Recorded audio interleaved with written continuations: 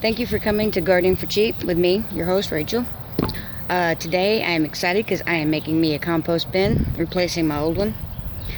There's nothing wrong with it, I just want to replace it, check my worms, do a head count, and I figured I would film that and show you guys how I do it.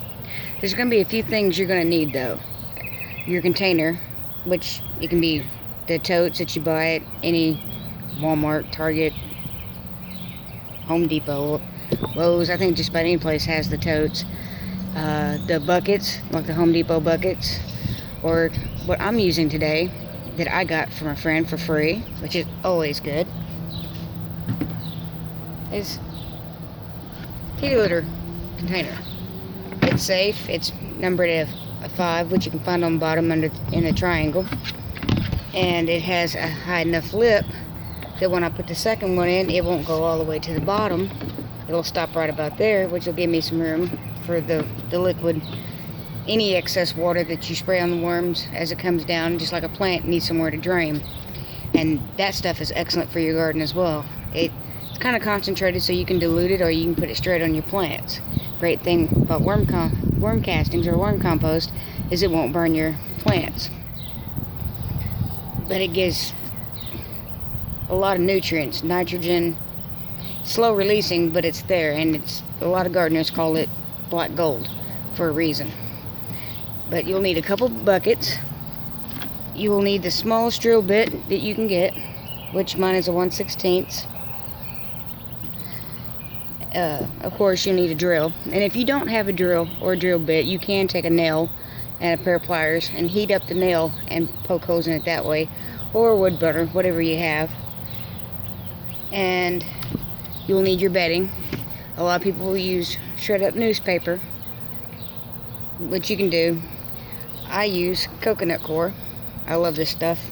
You can mix it in with your soil. You can use it for worms. You can use it for lizards or any other reptile you might have, which we do. And I do believe that's it.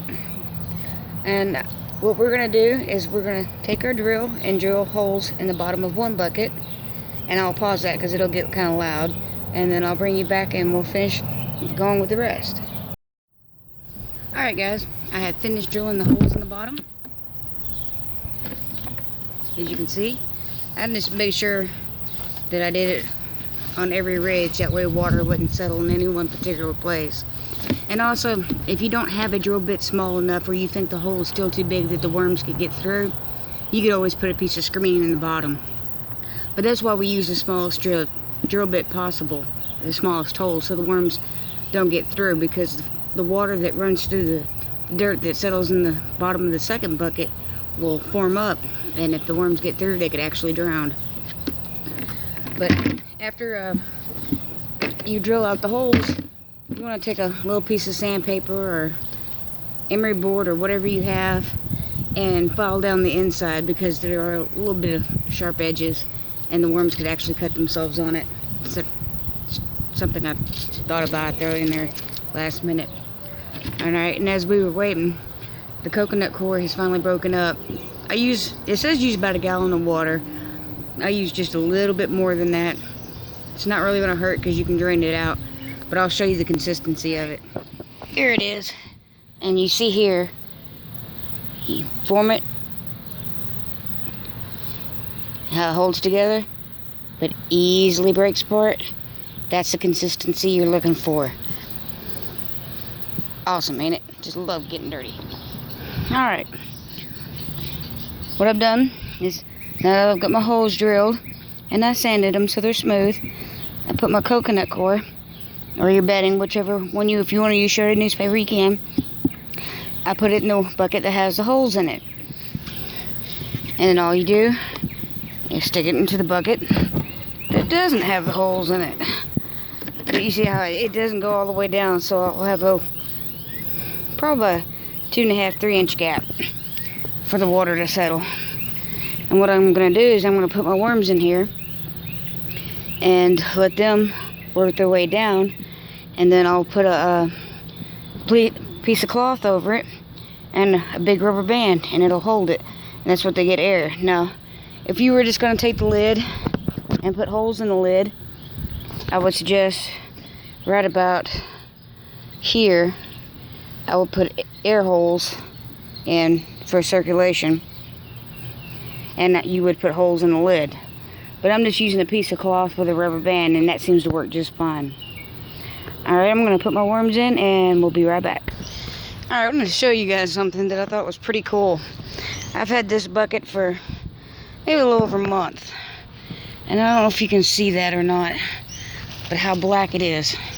The black is the castings, but you see how the brown, you see that coloration difference?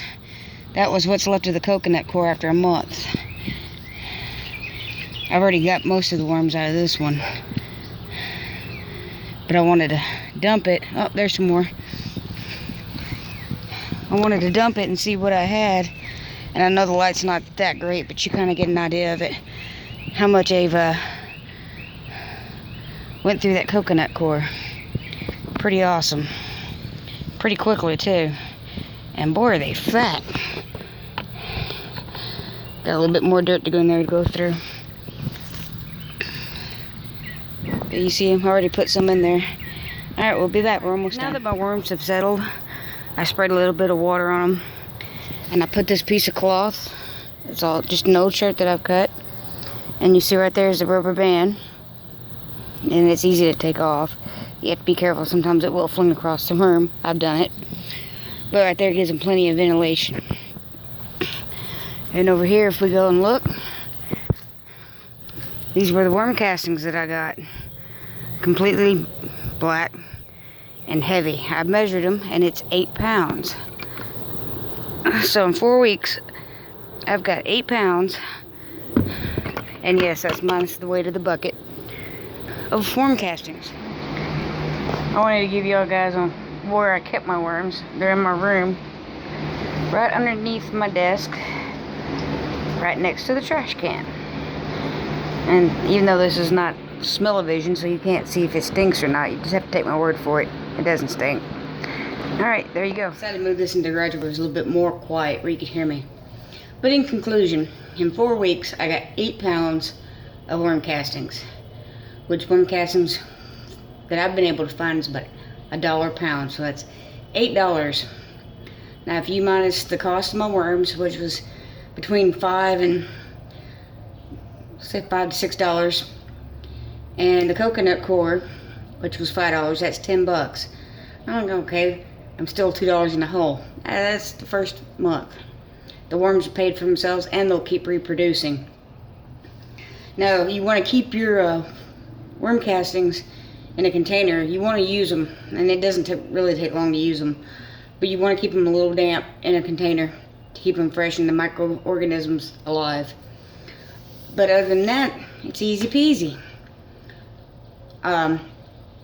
You can mix it with your fertilizer that you have. You can put it around the plant, at the base of the plant as a top dressing. You can put it in what I like to do is put it in a sock of some sort, or whatever kind of makeshift tea bag. Put it in a gallon of water, let it seep like you would a sun tea, and then you can pour that either directly to the plant or put it in a spray bottle and spray directly onto the plants. It's a great little nitrogen booster. It's got a little more nitrogen than most fertilizers, and the plants love it. And that's how I do it. So I'd like to thank you for watching this video. If you have any suggestions of videos you'd like to see, please leave a comment below. Give me a thumbs up if you like it, and please subscribe.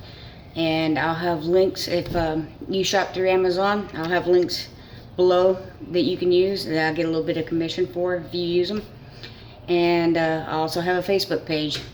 And thanks for watching, and we will have more videos, so please stay tuned and have a great one. God bless. Peace.